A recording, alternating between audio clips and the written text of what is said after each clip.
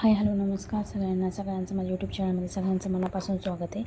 आणि आज जरा थोडासा ना असा वाईट अनुभव आलेला म्हणजे आहे. आज काय झालं, आमच्या गावात एक अंगणवाडी सेविकेची जागा रिकामी आहे, म्हणजे रिक्त आहे. मला कळालं म्हणून मी म्हटलं चला मी पण फॉर्म भरणार आहे. तर मला एक जणाचा फोन आला, म्हणजे आमच्या इथलंच आहेत, ओळखीच्या आहेत त्या. आणि त्यांनी मला सांगितलं की तू फॉर्म भरणार आहे तर माझी गाठ घे. मला वाटलं जरा माहिती मिळून त्यासाठी मी त्यांच्याकडे गेले बरं का.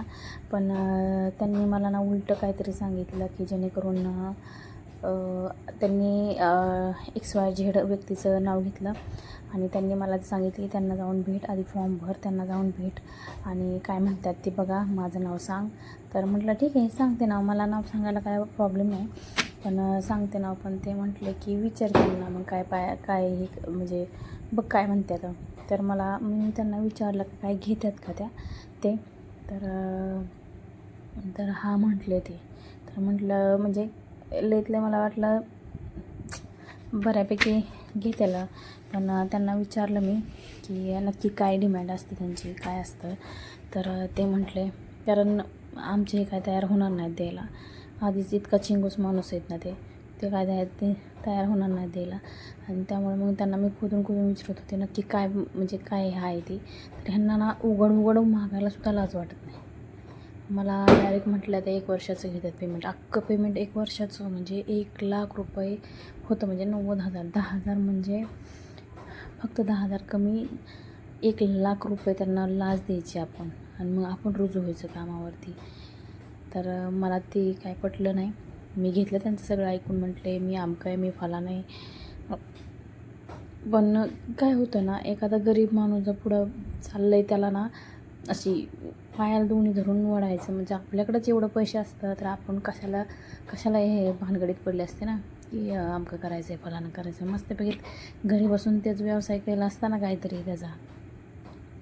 तर असा थोडासा बॅड म्हणजे एक्सपिरियन्स आला मला. पण ठीक आहे. पण ही काय करणार, मला डायरेक्ट म्हटल्या तू ना दिला तर दुसरं कोण देणार आणि त्याचं 100% काम करणार, असे ते डायरेक्ट माझ्या तोंडावर म्हटले. मग माझं थोडंसं मनच नाराज झालं. म्हणजे आता माझी सगळी ओरिजिनल डॉक्युमेंट आहेत, माझं सगळा जातीचा दाखला आहे, माझं 12वीचं सर्टिफिकेट आहे, ITSचं सर्टिफिकेट आहे, 10वीचं, म्हणजे आत्तापर्यंत जेवढे शिक्षण घेतलं त्याची सगळी सरकार मान्यता सर्टिफिकेट आहेत माझ्याकडं. परत जातीचा दाखला आहे माझ्याकडं. फक्त MSITचं नाही बरं का, कारण MSIT मी केलीच नाही. पण ITI केला आहे मी कोपाचा, कॅम्प्युटर ऑपरेटर म्हणून. तर त्याची काहीच व्हॅल्यू नाही का. मग असं मला त्या म्हटलं आमका आहे का तुझ्याकडं, फलाना आहे का. म्हटलं सगळे डॉक्युमेंट आहेत माझ्याकडं. पण काय म्हणजे काय तसं असलं तर सांगा, मी भेटेल जाऊन त्यांना. तर म्हटले तू एकटी जाऊ नको, तुझ्या मिस्टरांना बोलायला लावते साहेबासंग, माझं नाव सांग. आणि म्हटलं मॅडम आपण एवढं करायचं आणि लोकाला एवढं द्यायचं.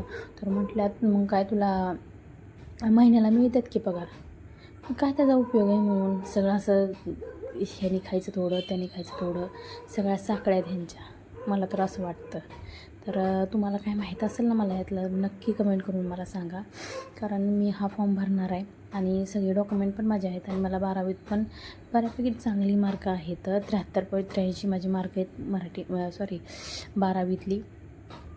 ITIमध्ये पण बऱ्यापैकी 62% आहेत. आणि म्हणजे मला एक इच्छा आहे की मला काहीतरी करायचं आहे, म्हणून माझी धडपड चाललेली असते प्रत्येक वेळेस. आणि आमचे हे प्रत्येक वेळेस सपोर्ट करतात. पण ह्याच्यात मला नाही वाटत ते मला हे करतात म्हणून. आणि मी कुणाला काही रुपया देणार नाही. पण फॉर्म मी भरणार आहे, झालं तर झालं.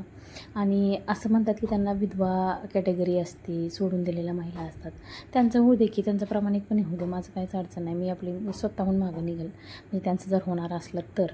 पण न काही होता असं, म्हणजे आता समजा ओपन म्हणजे कुणी का असं, जरी विधवा असली, परित्यक्ता असली, त्यांचं जर होत असलं ना काम, तर माझी तर इच्छा आहे त्यांचंच काम हो पहिल्यांदा, आणि होतंच त्यांचं काम. तर म्हणून माझे जरा असं वेगळंच वाटलं मला त्यांच्याशी बोलल्यावर, नाराजच झाल्यासारखं मन. तर मी परत सरकारी दवाखान्यामधून जाऊन फिटनेस सर्टिफिकेट पण घेऊन आले. आणि म्हटलं भरून तर बघू, झालं तर झालं, नाही झालं तर नाही झालं. पण असं नाही ना करायचं. आता ही मी तिच्यापासून आली म्हटल्याच्या नंतर ना तिला जर माझा निगेटिव्ह म्हणजे तिला वाटलं की ही काय करणार नाही, म्हणजे दुसऱ्या कोणाला तरी सांगणार की आमकं कर, पैसे भर, एवढे पैसे भर, तू 100% का म्हणून. आणि म्हटलं सोबर म्हणजे ह्याला मीच आहे, म्हणजे सिलेक्शन करायला पण मीच आहे. पण मी सगळी चौकशी केली, असं काहीच नाही. त्यात वरती माणसं असतात ते सिलेक्शन करतात, कुणाला काय नाही ना. आता सगळं म्हणजे हे झाले ना, त्यामुळं ना, कारण माझी नणंद एक सेविकाच आहे, म्हणजे मदतनीस आहे इथं आमच्या शेजारच्याच गावामध्ये. मी त्यांना फोन करून विचारलं की असं असं झालं, तर त्या मलाच ओरडल्या कोण आहे तीन काय नाही, पैसे भरावं लागत नाही काय नाही.